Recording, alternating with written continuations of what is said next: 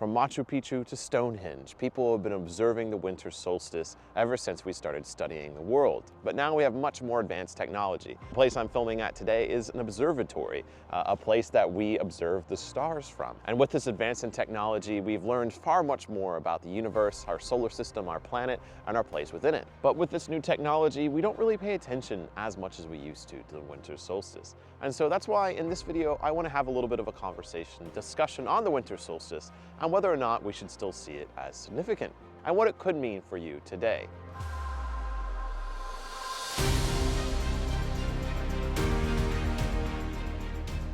But hey, let's say you haven't been to this channel before. What do I normally talk about? Well, in this channel, I normally talk about ancient cultures and beliefs and how their beliefs still survive today within spiritual revivals such as Norse Paganism or Celtic Paganism or Wicca or whatever.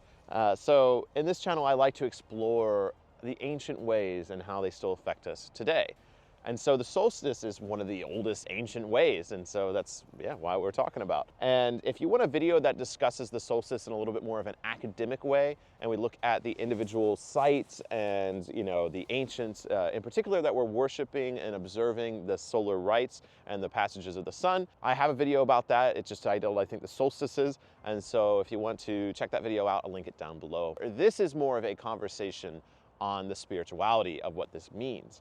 And it's something that I've just been reflecting on, and it's something that I want to hear your thoughts about. So please comment down below your thoughts about the solstice and how it still affects us today.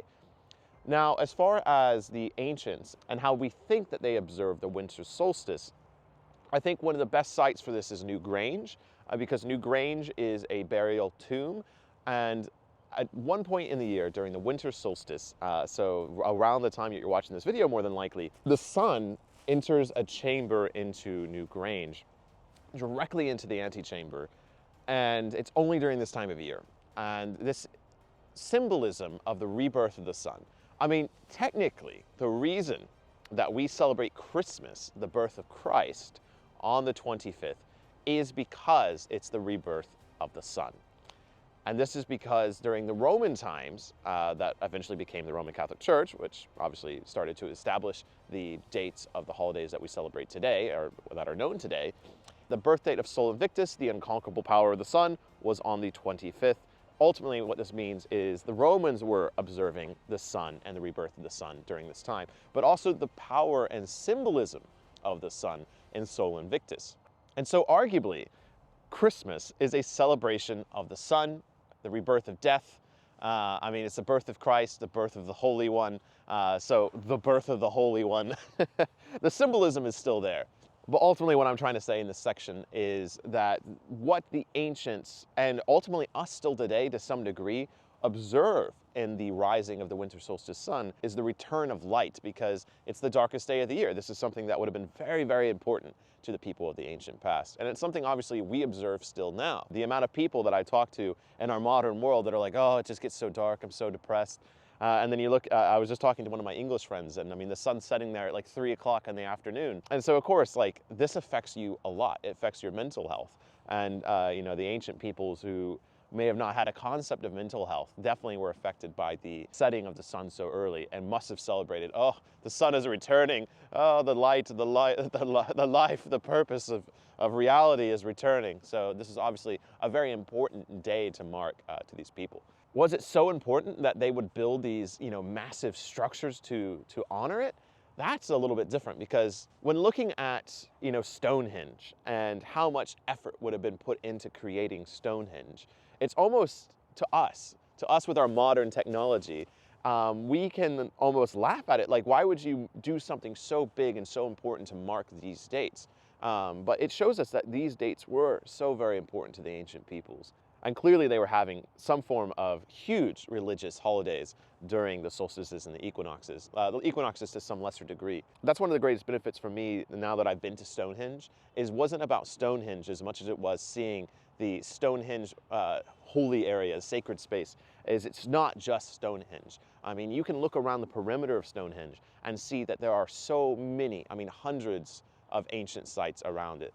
There was burial mounds, other small little stone structures, I mean, just dotted all the way around. And you could picture that valley being filled with people. I mean, having 20,000, 30,000 people all at Stonehenge, possibly more. worshiping and honoring the return of the sun. That's a powerful thing. And so I think that's an important thing for us as well. And I think that's something that we as a modern culture have moved too far away from, is observing the return of life. Because we can go to the store. I can drive 5 minutes from here. I can go to the grocery store. I can pick up my vegetables. I had an orange and some lemon juice this morning. And the fact that I had oranges this morning, the fact that I had lemons accessible to me this morning because I went to a store and bought them last night, the fact that I can just go make my oatmeal after making this video. We're so disconnected from the agricultural cycles and the importance of those cycles to our lives. And the importance of the places that don't have the winter solstice, the places that we grow our food year-round, the places on the equator or on the other side of winter and summer, that we're growing our food to allow us to go to the grocery store to go pick up our damn lemons and our pineapples in the middle of winter. I mean, this is me telling the ancestors, hey, did you know that in a few thousand years, you'll be able just to go to a store and buy a pineapple in the middle of winter? So I do think that we are so disconnected from this concept of the cycles, and because of our ease of access and our ease of life, at least compared to our ancestors even 100 years ago. And so I think the winter solstice could be a very good reminder, a good time to reflect on our ancestors that suffered, on our ancestors that would not be able to have the ease of life that we have now, and being grateful even for our modern world, being grateful for the fact that we can have such an easy life when it comes to procuring food, especially procuring food all the year round.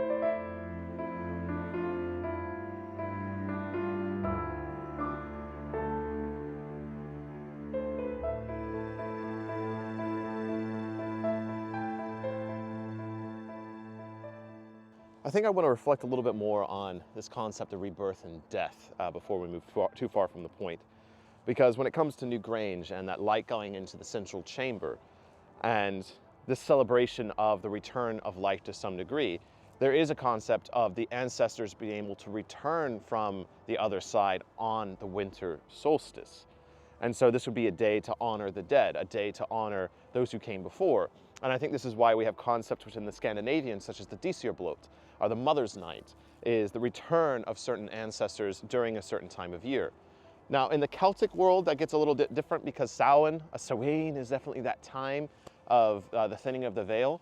But the winter solstice is definitely one of those times as well that we can access the underworld. And I know a lot of people in neo-paganism today, neo-shamanism, they do events on the winter solstice because it's seen as the darkest time of the year. And so it's the way to get into the underworld, the depths of the underworld during the winter solstice. And so the gateway to the underworld is open. And so if you are a ritualistic person and want to get into ritual, this is the time of the year, according to many circles, to go to the deepest depths of the underworld and do some really heavy work. And I know in my neo-pagan circles that I'm a part of, listening to people talk, they're really big on talking about how this time of year is for the shadow work, is for getting into oneself, is for self-reflection and really digging out the shit. I think in the further conversation of winter solstice, and it's important today, is it something I think we feel naturally called to?